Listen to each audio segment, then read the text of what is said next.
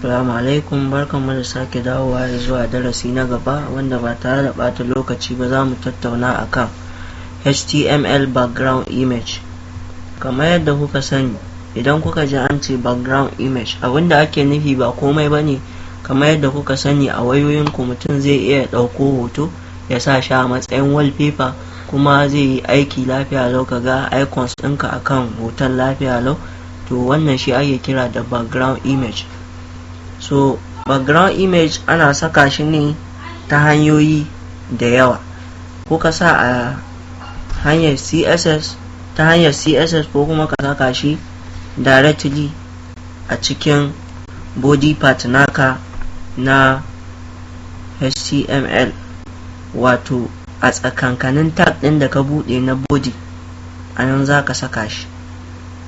So yadda za ka yi ba komai bane, za ka zo a cikin body tag ɗin ga nan gurin, sai ka ɗan ba da space guda ɗaya, sai ka rubuta background kamar yadda kuke gani ya fito.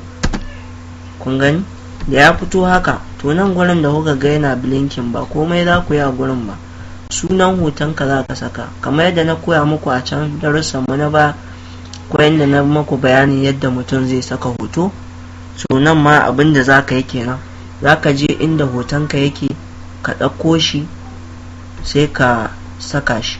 To ni yanzu akan, idan na dawo kan desktop nan, kuna gani ina da hoto mai suna picture. To zan ɗauki sunan shi, kun ga sunan shi picture, kuma kamar yadda kuke gani type ɗin shi JPG ne. Kuma za ku je ku duba properties naku kamar haka, ka duba properties ɗinka na hoton da za ka saka. Sannan kada ku manta, na ce za ku saka shi a inda shi wannan abin naku yake, wato file ɗinku na HTML. Dole ku aje su guri ɗaya, in dai sunan kawai za ka ɗauka. Kun ga sunan shi picture a nan, sannan file type ɗin shi JPG ne. So shine extension ɗin shi, za mu ɗauki JPG. In PNG ne ma PNG za ka sa, sunan shi picture. To zan sa picture.jpg. abinda zan yi kenan, zan zo nan, zan sa picture.jpg, shine sunan hoton nawa da kuma extension ɗin shi. Kai ma naka ko naki idan kika binciko sunan shi, abinda za ka saka kenan. Idan kai saving, ka koma a browser ka yi refresh, za ku ga hoton ya fito ya cika pejin. So a irin wannan, kun ga dai mun saka background.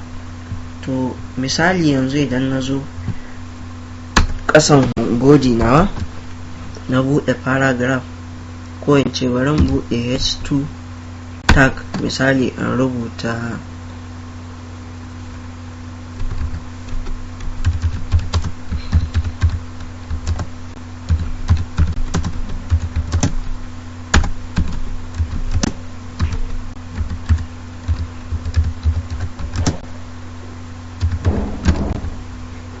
idan na saka wannan, na yi saving, idan na dawo na yi refresh, idan kuka lura ya fito a saman hoton, wato hoton ya zama background. Duk abin da na yi a saman shi zai fito, kuma za a iya rage ma hoton girma da faɗi, da kuma ka sassaita shi ya zama daidai website ɗinka. Wannan sai mun shigo tsari na CSS, ba ɓata lokaci ba, insha Allah za mu yi bayanin shi nan gaba kaɗan. So duk abin da kai yanzu zai fito a saman hoton nan, kun ga ya zama background ɗin. Kuma ba dole hoto kaɗai ake sa a background na website ba, ana sa kaloli. Kamar yadda idan kuka shiga wasu website ɗin, za ku ga sun sa kaloli ba hotuna ba. To kai ma ka iya sa kala. To before mu fara sa kala a background, za mu fara tattauna akan kaloli na HTML, wanda shi za mu tattauna gaba in Allah ya kai mu wani video. Yanzu wannan shine yadda ake saka background image. Idan kuka lura, ga nan na muku bayanin shi a nan, za ka iya amfani da shi. Nan da na ce za ka sa sunan hotonka, da kuma ka sa .png ko jpg ko gif suna da yawa. To koya hotonka yake in ka duba properties in shi haka za ka saka shi. So wannan shine HTML background image. Kada ku manta ku yi subscribing, sannan kuma ga hanyoyi nan na tuntuɓar mu ko kuma na ba mu shawara ko kuma na neman kayan karatu game da wannan karatun da muke yi, ko kuma wani programming language wanda kuke sha'awa ku iya shi kun iya wannan din. Na gode. Kada ku manta ku danna subscribe.